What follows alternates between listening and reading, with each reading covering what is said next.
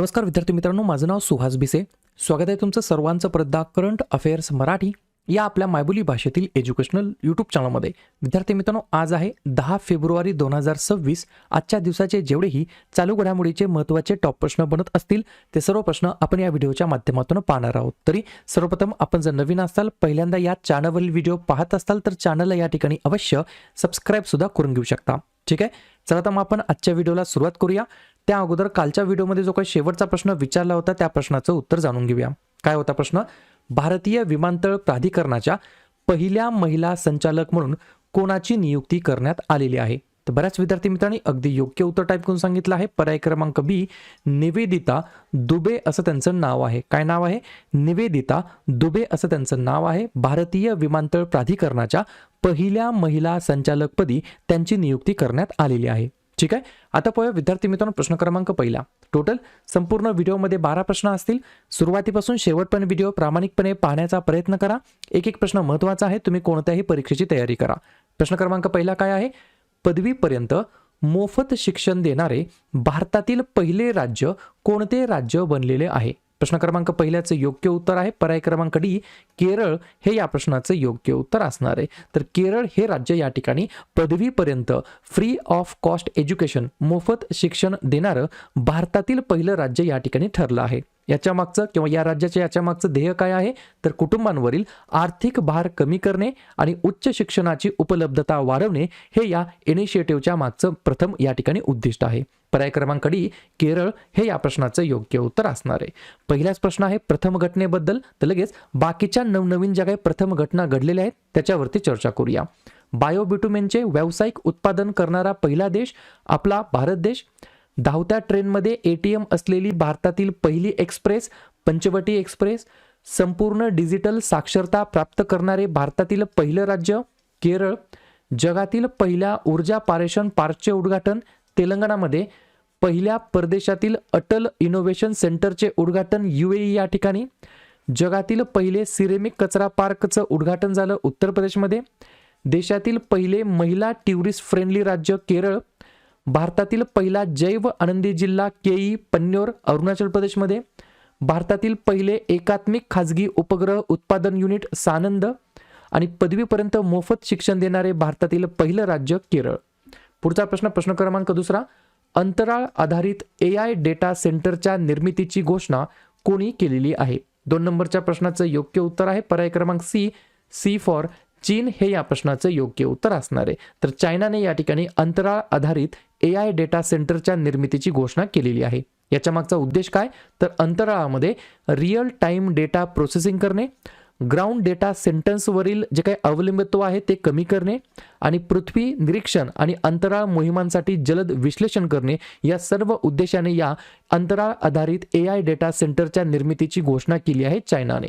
या ठिकाणी AI बद्दल बोलण्यात आलं, तर बाकीच्या AI संबंधित असलेले जे काही लेटेस्ट न्यूज आहेत त्याच्यावरती चर्चा करूया. AI साठी ISO 4200120223 सर्टिफिकेट प्राप्त करणारी पहिली कंपनी ठरली आहे इन्फोसिस.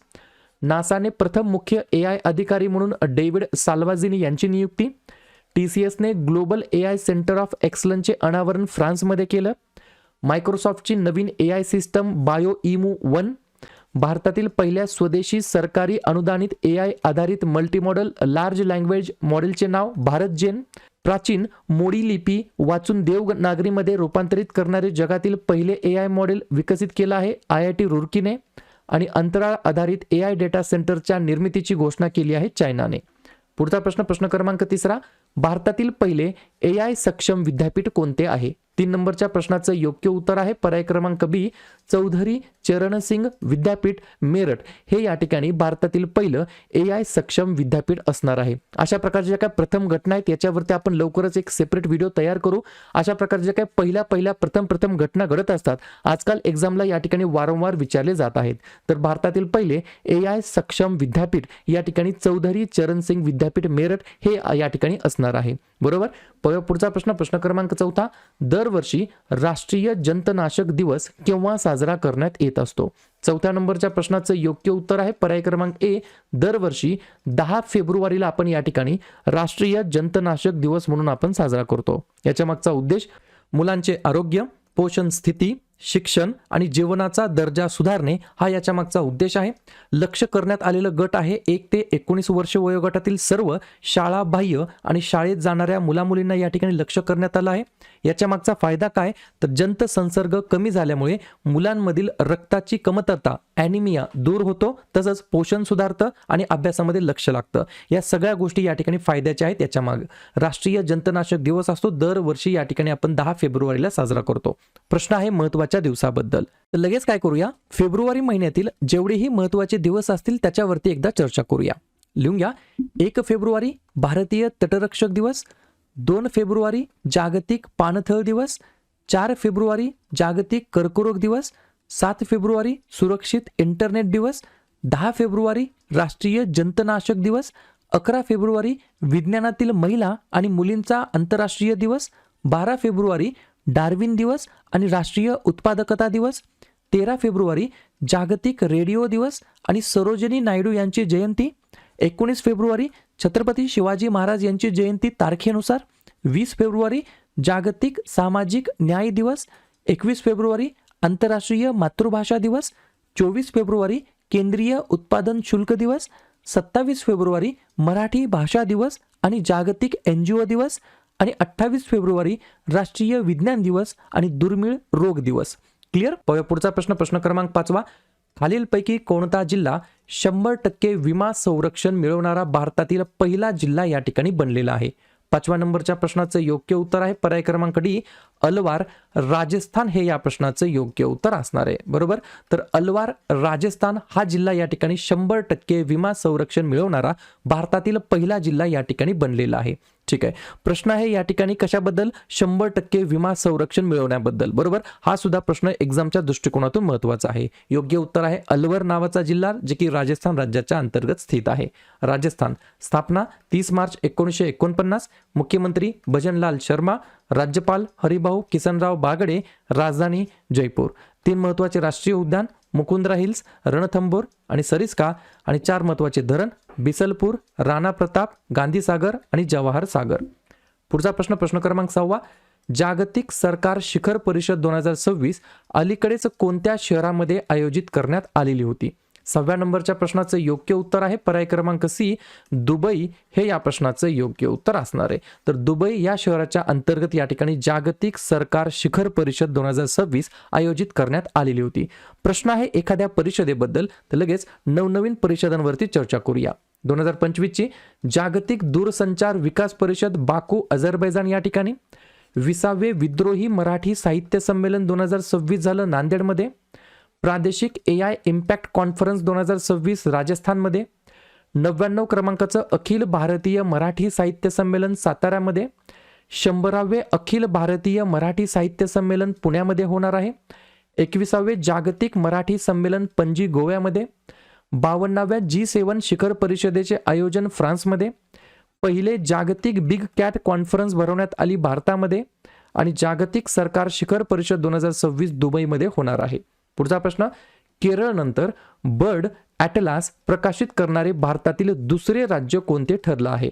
7व्या नंबरच्या प्रश्नाचं योग्य उत्तर आहे पर्याय क्रमांक बी, गोवा हे या प्रश्नाचं योग्य उत्तर असणार आहे. तर केरळ राज्याच्या नंतर बर्ड ॲटलास नावाचं जे काही या ठिकाणी आहे इनिशिएटिव्ह प्रकाशित करणारं भारतातील दुसरं राज्य या ठिकाणी ठरलं आहे गोवा. हे का महत्त्वाचं आहे, तर हे भारतातील दुसरे राज्यस्तरीय ॲटलस म्हणून काम करतं, जे पक्ष्यांच्या प्रजातींवरील पद्धतशीर अवकाशीय मॅप केलेला डेटा प्रदान करतं, जे अग्रगण्य केरळ बर्ड ॲटलस सारखंच आहे. बरोबर. तर सिमिलर टू दॅट अशाच प्रकारचं या ठिकाणी बर्ड ॲटलास प्रकाशित करणारं पहिलं आहे केरळ, त्याच्यानंतर दुसरं राज्य भारतातील ठरलं आहे गोवा. गोवा ज्या राज्याची स्थापना 30 मे 1987 ला झाली. मुख्यमंत्री आहेत प्रमोद सावंत, राज्यपाल आहेत अशोक गजपती राजू, राजधानी आहे पणजी. 2 महत्त्वाचे राष्ट्रीय उद्यान, मोलेम आणि भगवान महावीर आणि 2 महत्त्वाचे धरण, अमठाणे आणि सला उलीम. पुढचा प्रश्न क्रमांक 8. भारतातील कोणते बंदर प्राधिकरण प्रगत अँटी ड्रोन प्रणाली तैनात करणारे पहिले बंदर प्राधिकरण ठरलेलं आहे? तर पर्याय क्रमांक ए, VO चिदंबरनार बंदर प्राधिकरण. कोणतं? VO चिदंबरनार बंदर प्राधिकरण हे पर्टिक्युलरली कुठे आहे, तर या ठिकाणी तमिळनाडूमध्ये आहे. पूर्वीचे हे तुतीकोरीन बंदर नावाने ओळखलं जायचं. याची क्षमता काय आहे, तर हे तंत्रज्ञान 360 अंशाचे कव्हरेज प्रदान करतं, ज्यामुळे बंदराच्या सुरक्षिततेमध्ये अजून जास्त या ठिकाणी वाढ होण्यासाठी मदत होईल.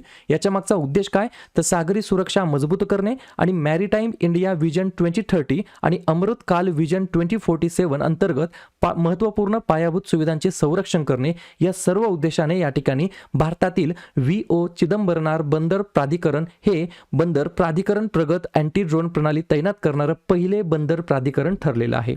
ठीक आहे. पुढचा प्रश्न, मिलानो कार्टिना 2026 हिवाळी ऑलिम्पिकसाठी कोणत्या भारतीय दिग्गजाची मशाल वाहक म्हणून निवड करण्यात आलेली आहे, तर पर्याय क्रमांक डी अभिनव बिंद्रा हे या प्रश्नाचं योग्य उत्तर असणार आहे. तर लक्षात घ्या, भारताचा पहिला वैयक्तिक ऑलिम्पिक सुवर्णपदक विजेता नेमबाज अभिनव बिंद्रा यांची मिलानो कॉर्टिना 2026 हिवाळी ऑलिम्पिकसाठी मशाल वाहक म्हणून निवड या ठिकाणी झालेली आहे. प्रश्न फिरून विचारला जाऊ शकतो, 2026 हे जे काही विंटर ऑलिम्पिक आहेत, हिवाळी ऑलिम्पिक आहेत, ते कोठे आयोजित करण्यात आले आहेत, तर मिलानो आणि कोर्टिना या ठिकाणी जे की इटलीच्या अंतर्गत स्थित आहेत. पुढचा प्रश्न, अलीकडेच बातम्यांमध्ये असलेले ऑपरेशन शस्त्र खालीलपैकी कोणाच्या द्वारे या ठिकाणी सुरू करण्यात आलेलं होतं किंवा कोणाच्या द्वारे राबवण्यात आलेलं आहे, तर पर्याय क्रमांक सी दिल्ली पोलिसाच्या अंतर्गत या ठिकाणी किंवा दिल्ली पोलिसांमार्फत ऑपरेशन शस्त्र या ठिकाणी राबवण्यात आलेलं आहे किंवा सुरू करण्यात आलेलं आहे. उद्देश काय, 2-3 पॉईंट लिहून घ्या.